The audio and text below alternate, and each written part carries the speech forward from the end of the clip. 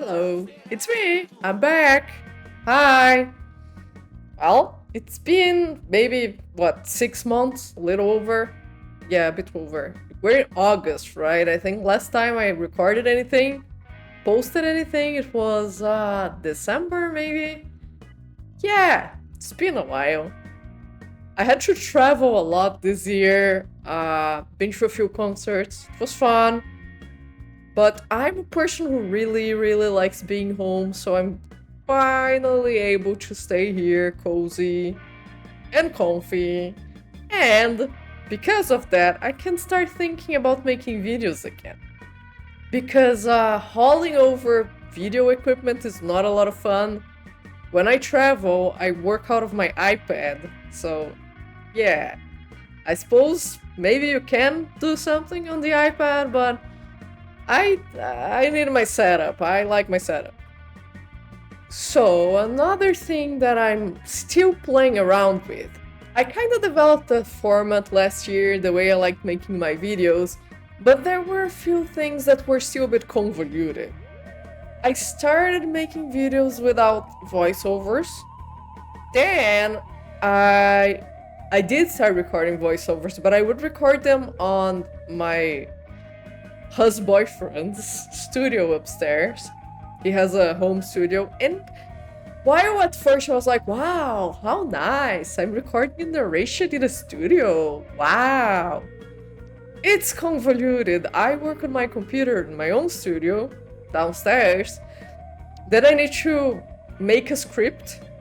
This is not scripted, by the way, but when I was recording narrations, I was making scripts because I wanted them to be quicker. And then I tried to get it over with as fast as possible. I didn't wanna put in the time to just feel it out. I don't know if I'm gonna like it, I'm gonna try it out, but I think it's a bit more natural to develop a method for recording things just out of the blue, if that makes sense. Without a script, a method for improvising the narrations. After all, it's just me babbling about shit. It's nothing super important and researched. And now you might see on screen that I just screen recorded things. Because I thought at first, I'm not doing narrations, I want you to at least see my hands, have a little bit of a personal touching there. But then, when I did start recording the narrations, you could hear my voice, so that became a bit of a moot point. Mute point. Moo point, whatever. That became unimportant. And I realized that it's so convoluted to record my screen every time, because you gotta be super careful with the light, it reflects weird on the screen. Getting proper footage from your screen while you're drawing, it's not easy.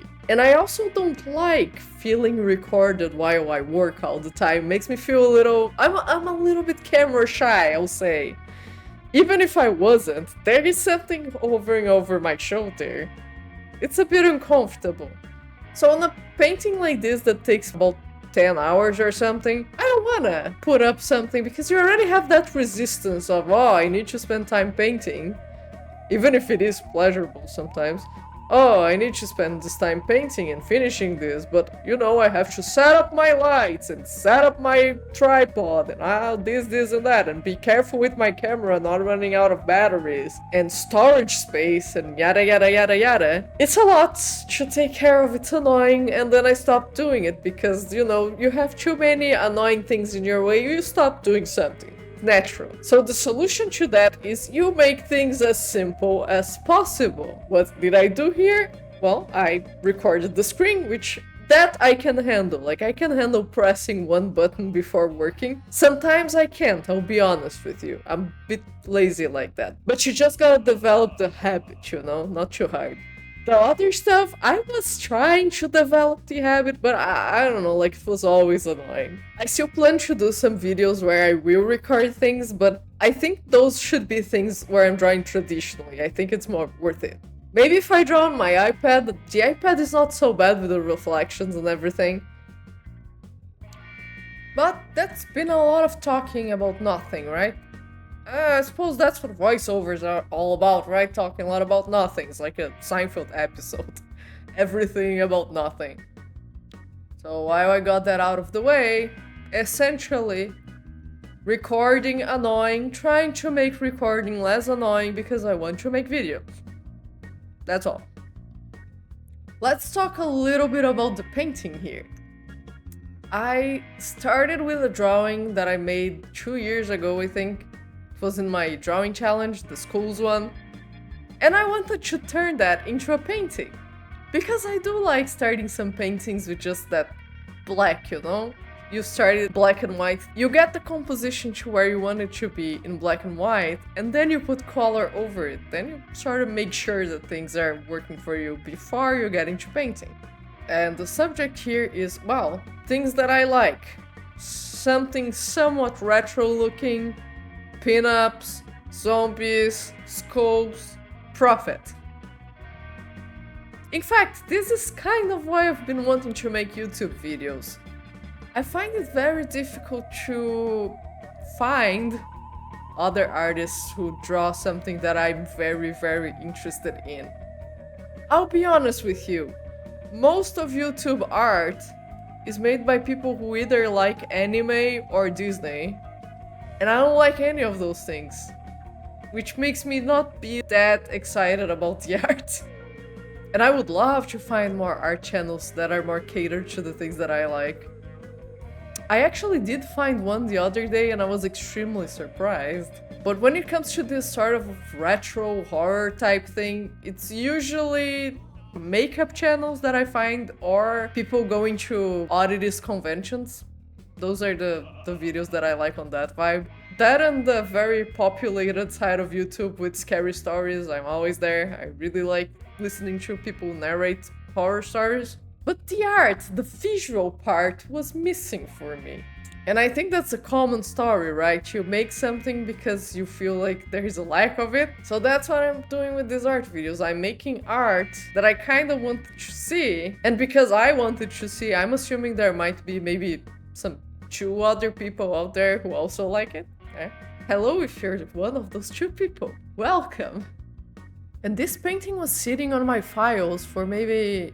this recording, I mean, was sitting on my files for maybe 2 months, 3 months more, I think. And all I needed was a narration, but I couldn't bring myself to write something down and go upstairs and record it. Now, let's all thank Eberron because he was very, very, very nice and he gifted me a microphone for me to record things in my room. And now I'm starting to get excited about doing narrations. I want to play with my new toy. This is also a new challenge for me and I'm sort of excited for it because I have a tendency to be over minimalistic with some things. So trying to make something out of what I perceive to be nothing is not easy. But at the same time it's interesting, right? Because I'm like, what the hell am I gonna talk about? The painting, oh, the brush is there going over her butt right now. So on, so forth. Oh, am I gonna talk about me liking retro things? Am I gonna talk about going over Pulp magazine covers and loving them so much? And I'm sure, you know, this will blossom. The same way that I, at one point, had a very, very difficult time trying to come up with things to draw. On that aforementioned challenge that I mention all the time, the skulls one, that was the hardest thing for me. People would ask me, well, is it hard to sit down and draw something every day? I'm like, no, it's not hard for me to sit down and execute the drawing. What's really, really, really, really hard is coming up with 365 ideas. But that's why it was good to do it, because it forced me into learning how to come up with ideas. And I'm gonna do the same here. I have to come up with something to talk about. I hope I eventually get like just ever so slightly less terrible at it. I'm sure that's how practice works, right? But until then, this is what we're stuck with. Oh yeah, something about this painting. For some reason, I thought it was a good idea. It wasn't. To do this sort of like sunburst sunset behind them. I don't know why. I have this thing where I'm like, well, I like black and red. I like black and red. Everything I do in my room is black and red. But when I'm painting, I'm like, oh, no. I need to have variety. It's very important for me to have variety. No, give up. do the black and red, you're gonna like it more. And I did, and I liked it more. But unfortunately, I forgot to record the changing of the background, so I'm just adding a picture here, and use your imagination. Because it wasn't anything very sophisticated, but I forgot to record it, so, you know, here's the picture, the finished picture. No recording, use your imagination, that's it. And that's also it for this video, so if you happen to still be here, and you happen to like this, and you would like to see more of it, subscribe, come back. I'll try to make videos more often now. I need to get this microphone some work. It's in the contract. So I'll see you around. Bye!